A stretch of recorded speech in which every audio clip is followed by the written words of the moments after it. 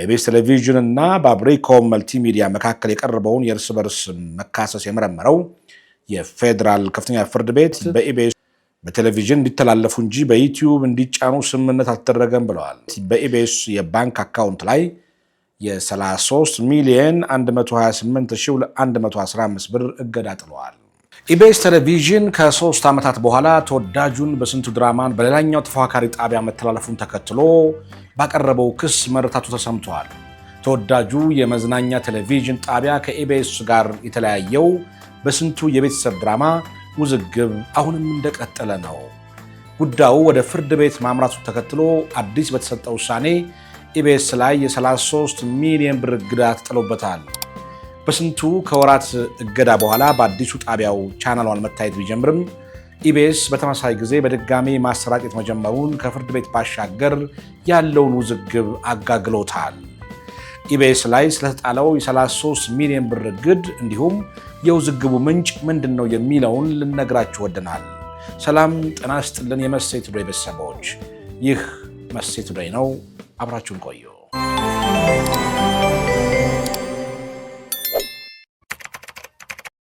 በሞትና በጸማ እንዲህ የነደደ ፍቅር ሳይ ላልቅስ እንጂ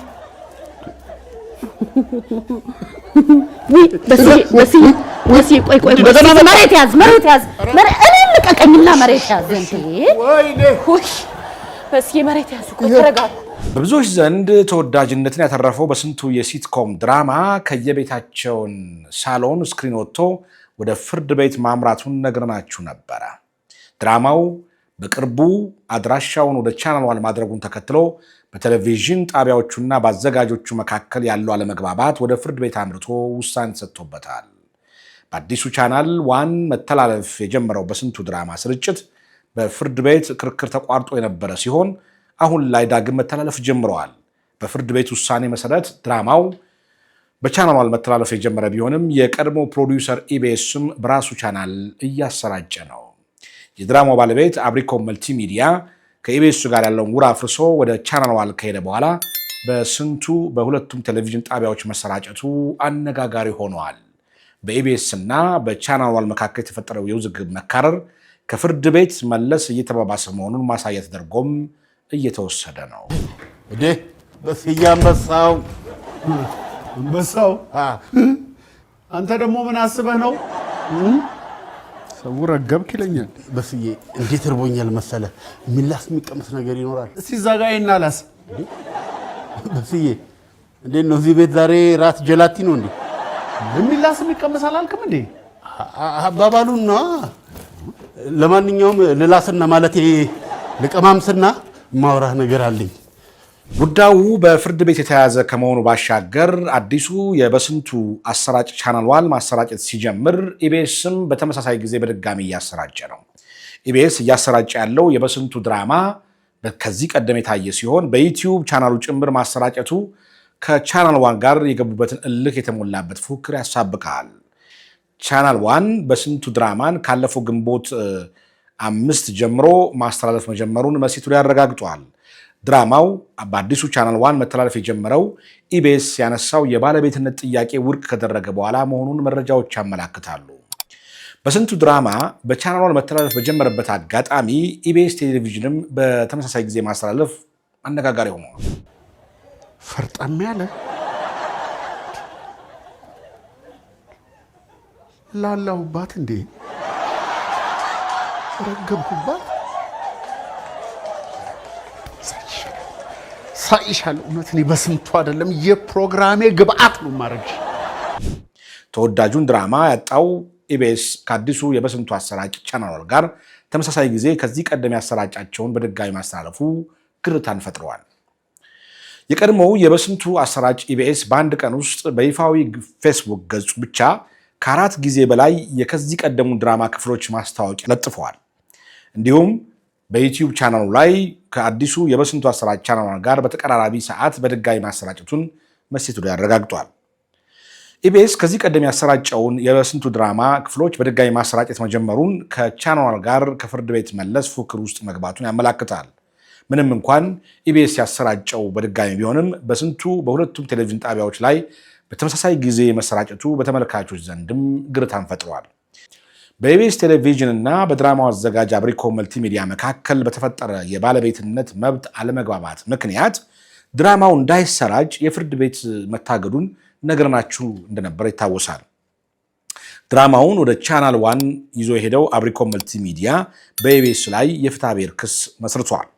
ኢቢኤስን በበኩሉ ድራማውን በዩቲዩብ ቻናሉ በማሰራጨት የባለቤትነት ጥያቄ በማንሳት ክስ አቅርቦ ጉዳዩ በፍርድ ቤት ሲታይ ሰንብተዋል።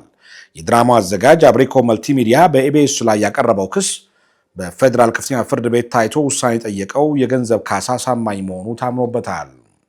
ኢቢኤስ ቴሌቪዥን ከ3 ዓመታት በኋላ ተወዳጁን በስንቱ ድራማን በሌላኛው ተፎካካሪ ጣቢያ መተላለፉን ተከትሎ ባቀረበው ክስ መረታቱ ተሰምቷል። በኢቢኤስ ቴሌቪዥን እና በአብሪኮም መልቲሚዲያ መካከል የቀረበውን የእርስ በርስ መካሰስ የመረመረው የፌዴራል ከፍተኛ ፍርድ ቤት በኢቢኤስ የባንክ አካውንት ላይ የ33 ሚሊዮን 128115 ብር እገዳ ጥለዋል። የፍርድ ቤት ትዕዛዝ ማንኛውም ባንክ በኢቢኤስ ስም ካለው ሂሳብ ላይ እስከ 33 ሚሊዮን ብር ድረስ እንዳያንቀሳቀስ ታዟል። አብሪኮም መልቲሚዲያ የ33 ሚሊዮን ብር እገዳ ያስጣለው ኢቢኤስ የኦዲዮ ቪዥዋል ስራዬን ያላግባብ አስተላልፏል በሚል የካሳ ክፍያ እንዲፈጸምለት ባቀረበው አቤቱታ ነው። ጉዳዩ ወደ ፍርድ ቤት ከማምራቱ በፊት በደርቢ የመዝናኛ ቴሌቪዥን ጣቢያዎቹ ኢቢኤስ እና ቻናል ዋን መካከል ከመጋረጃ ጀርባ ውዝግብ ተፈጥሮ ነበረ። ውዝግቡ የጀመረው ለ3 ዓመታት በኢቢኤስ ቴሌቪዥን ሲተላለፍ የነበረው ተወዳጁ የቤተሰብ ድራማ በስንቱ ከጣቢያው ጋር ያለውን የሥራ ግንኙነት ማብቃቱን አዘጋጁ አብሪኮም መልቲሚዲያ ከገለጸ በኋላ ነው። አብሪኮም መልቲሚዲያ ከኢቢኤስ ጋር የነበረው የ3 ዓመት የሥራ ስምምነት ማቋረጡን ያስታወቀው ከ5 ወራት በፊት ነበረ።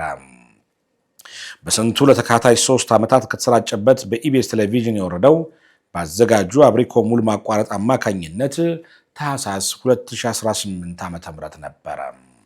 ኢቢኤስ ቴሌቪዥን በስንቱ የቤተሰብ ሲትኮም ድራማ ወደ ቻናል ዋን መዛወሩን በስምምነት አልተቀበለም። በዚህም ለአዲሱ ቻናል ዋን አሰራጭ ለቻናል ዋን ድርጅቱ መጋቢት 7 2018 ዓ.ም በጻፈው ደብዳቤ የባለቤትነት ጥያቄ እንዳለው በመግለጽ እንዳያሰራጭ አስጠንቅቆ ነበረ። ወደ ፍርድ ቤት ያመራው የቀድሞው የበስንቱ ድራማ አሰራጭ የኢቢኤስ ቴሌቪዥን ክስ የባለቤትነት መብት ጥሰት ተፈጽሞብኛል በማለቱ ነው።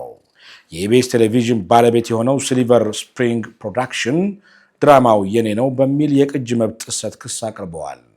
በአንጻሩ የተወዳጁ በስንቱ ድራማ አዘጋጅ የአብሪኮም ምላሽ ከኢቢኤስ ቲቪ ጋር በገባው ውል መቋረጡን የሚገልጽ ነው። የድራማው አዘጋጅ አብሪኮም መልቲሚዲያ ክሱን ውድቅ በማድረግ የራሱን መከራከሪያና የመልስ ምት ክስ አቅርቦም ነበረ። በስንቱን ይዞ ወደ ቻናል ዋን የሄደው አብሪኮም እስከ 2022 ዓ.ም የሚቆይ የባለቤትነት ሰርቲፊኬት ከአእምሯዊ ንብረት ባለስልጣን ሰጥቶኛል ብለዋል። እንዲሁም ከኢቢኤስ ጋር የነበረው 3 ዓመት ውል ማለትም ለ100 ክፍሎች ተጠናቋል የሚል መከራከሪያ አቅርበዋል። ተጨማሪ የተሰሩት የበስንቱ 57 ክፍሎች ማለትም ከ101 እስከ 157 በቴሌቪዥን እንዲተላለፉ እንጂ በዩቲዩብ እንዲጫኑ ስምምነት አልተደረገም ብለዋል። የድራማው አዘጋጅ ድርጅቱ በውሉ መሰረት ከ101 ጀምሮ ያሉትን ክፍሎች ኢቢኤስ ቴሌቪዥን በራሱ ዩቲዩብ ላይ ማሰራጨት መጀመሩን ተከትሎ ማስጠንቀቂያ ሰጥቶ ነበረ። ይሁንና አብሪኮም ኢቢኤስ ዩቲዩብ ላይ የጫናቸውን 57 ክፍሎች በ3 ቀናት ውስጥ ከኦንላይን እንዲያነሳ የሰጠው ማስጠንቀቂያ ምላሽ አላገኘም። ኢቢኤስ ድራማውን በማሰራጨቱ አብሪኮም የፍትሐብሔር ክስ አቅርቦበት ነው ዛሬ ላይ የ33 ሚሊዮን ብር እግድ የጣለበት። ተመልካዮቻችን በዚሁ በበስንቱ ድራማ የተጀመረው ውጥረት እየተጋጋለ መጥቷል።